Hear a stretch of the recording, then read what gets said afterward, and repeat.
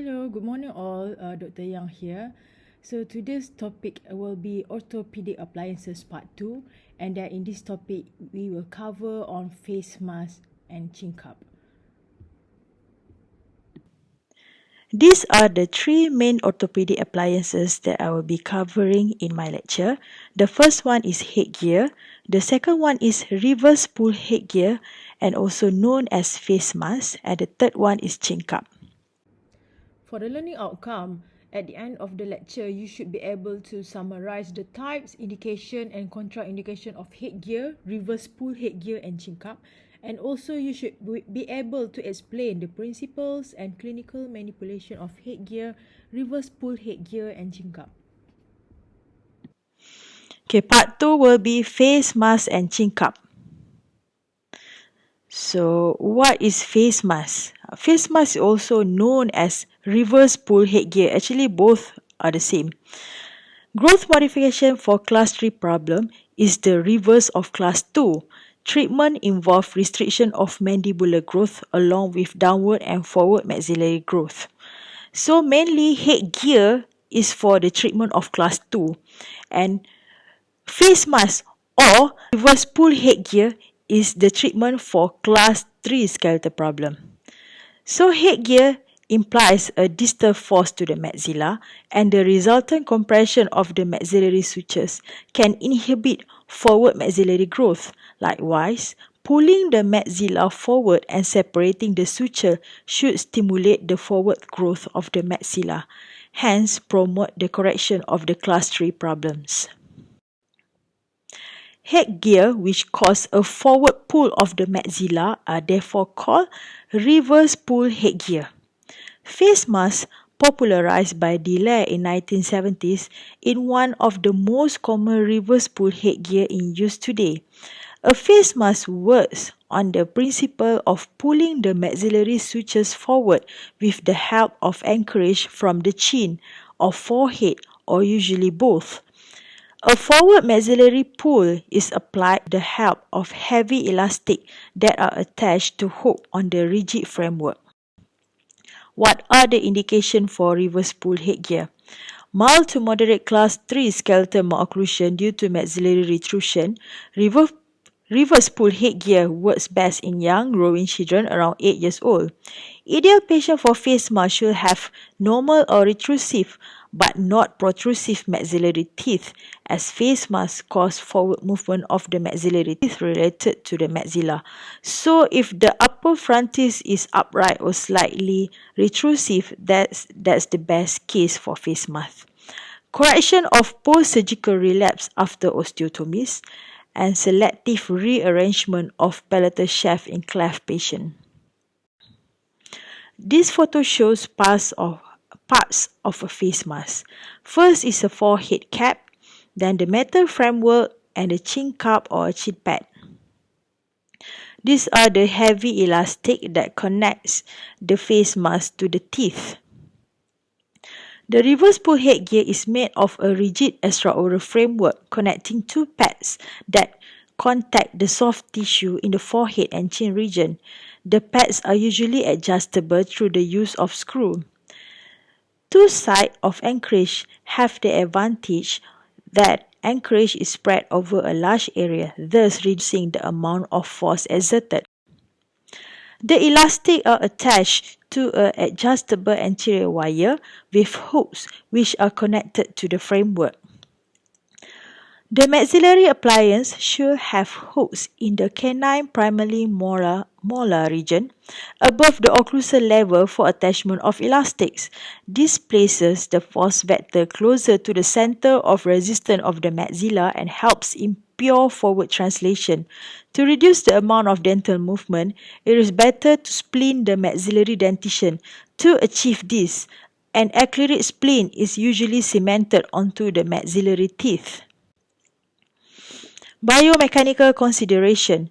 The maxilla can be advanced 2 to 4 mm forward over a period of 8 to 10 months.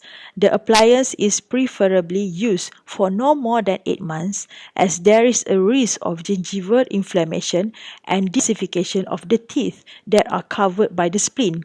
The amount of maxillary movement is influenced by a number of factors like amount of force. Successful maxillary protraction can be brought about by 300 to 500 grams of force per side in the primary or mid-dentition. Direction of force. A 15 to 20 degree downward pull to the occlusal plane is required to produce forward maxillary movement. In most cases of maxillary deficiency, maxilla is deficient in the vertical plane as well. Therefore, a slight downward direction of force is usually desirable. The line of force passes below the center of resistance of maxilla, producing a counterclockwise rotation of the maxilla and dentition. This results in a possible extrusion of maxillary posterior teeth, leading to a downward and backward rotation of the mandible. But if the clinical situation warrants a pure translatory movement of the maxilla, then the position of the anterior wire to which the elastic attached can be made to be more superior. For example, the extent of the maxillary rotation can be controlled according to the point of attachment of the elastic. Alternatively, a modified protection headgear as shown below can be used to get pure translation. Duration of force to vary between 3 to 16 months. On average, at least 8 to 12 months of wear is required to produce a desired effect. At least patient can use up to 12 to 14 hours per day. Optimal results are seen when face mask is used in a primary or early mid-dentition period. An optimal time to intervene an early class 3 malocclusion is at the time of eruption of the permanent maxillary central incisors. So it's around 7 to 8 years old. While a class 2 correction can be slightly delayed up to even the pubertal growth spurt, class 3 malocclusion have to be corrected as soon as it is noticed. This is because the maxillary is locked in by the mandible and the class 3 will worsen if not corrected. This is when the interceptive treatment is very important. Type of face mask or reverse pull headgear. First one, the most famous one is delay face mask. The left face mask is made out of a rigid square-shaped metal framework which connects a chin up to the forehead pad and has a wire for elastic attachment. The second type is Tubinger model face mask. It's a modified version of face mask in which the forehead cap and the chin cup are connected with the help of two middle metal rods. An adjustable crossbar is attached in front of the mouth to engage elastic. The third one is the petite type of face mask. Petite modified the left face mask by increasing the amount of force generated by the appliance, thus decreasing the overall treatment time. Appliance is made up of the single midline rod connecting to the forehead and chin. In this appliance, the forehead cap, chin cup and crossbar can be adjusted according to the patient needs. This video shows the summary of the mode of action of the reverse pull headgear. We can see that patient initially presented with the restrained growth of the maxilla, and we put the intraoral appliance, and then we put the face mask. Elastic is attached to the intraoral appliance so that we can have the force to move the maxilla forward. Then finally we will get the positive of a jet back.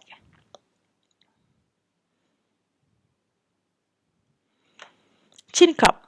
It is an extraoral orthopedic device which is useful in the treatment of class 3 malocclusion that occurs due to a protrusive mandible but a relatively normal maxilla. Chin cup therapy attempts to retard or redirect the growth of the mandible in order to obtain a better anterior-posterior relation between the two jaws. Philosophy of the chin cup therapy. Mandible grows by a position of the bone at the condyle and along its free posterior border. So, once we put the chin cup at the chin, we will restrict the growth at the condyle.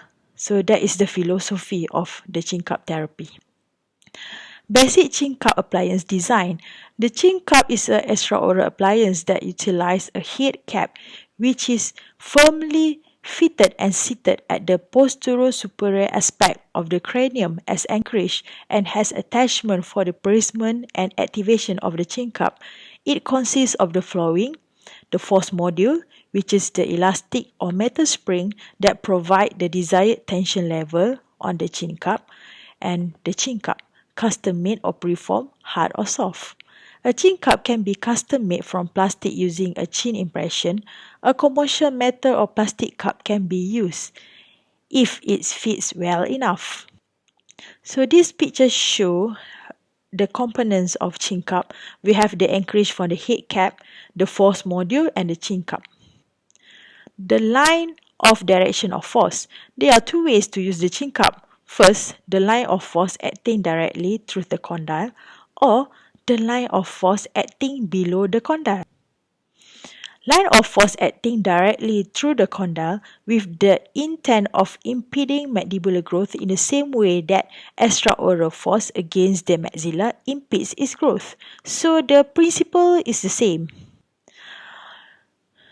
If the line of force acting below the condyle, the chin is rotated downward and backward. Less force is required and it will result in increase in facial height and a decrease in the prominence of the chin. Magnitude of force. Most authors recommend a force 300 to 600 gram per side. Initially, a lower force level, about 150 grams, may be advised for the patient to get used to the appliance. Once compliance of the patient is improved, then we can increase the force bit by bit. Duration of wear. A maximum of 12 to 14 hours per day of chin cup wear is recommended. The effect of chin cup. Redirection of mandibular growth in a downward and backward direction. Improvement in skeletal and soft tissue profile. Therefore, chin cup works well in patients with reduced or normal lower anterior face height but is contradict in long face patients. Lingual tipping of lower incisors. Recent systematic reviews, however, have shown that chin cup does not stop mandibular growth. It only redirects the growth. If there is a strong genetic etiology behind the mandibular prognatism, the correction can relapse. So, if patient have a genetics of class 3 skeletal in their family, so the treatment of chin cup is not really successful. Okay, now as a recap, you should be able to ask yourself, are you able to summarize the types, indication and contraindication of headgear, reverse pull headgear and chin cup? And are you able to explain the principles and clinical manipulation of headgear, reverse pull headgear and chin cup? Alright, so these are my references. Basically, this lecture is based on Dr. Vivek Bajka PowerPoint slide, and I add a little bit of facts from two of my main references is Orthodontics at a Glance and Contemporary Orthodontics by William Profit. You can have a look on this book or by other recommended textbook. Okay, that's all for now. Thank you for your attention. If you have any doubts or questions regarding this topic, you can email me at rafidah@pidc.edu.my or you can approach me every Friday. That's the time where I'll be available in PIDC. And I hope you enjoy this topic very much and have a nice day. Bye.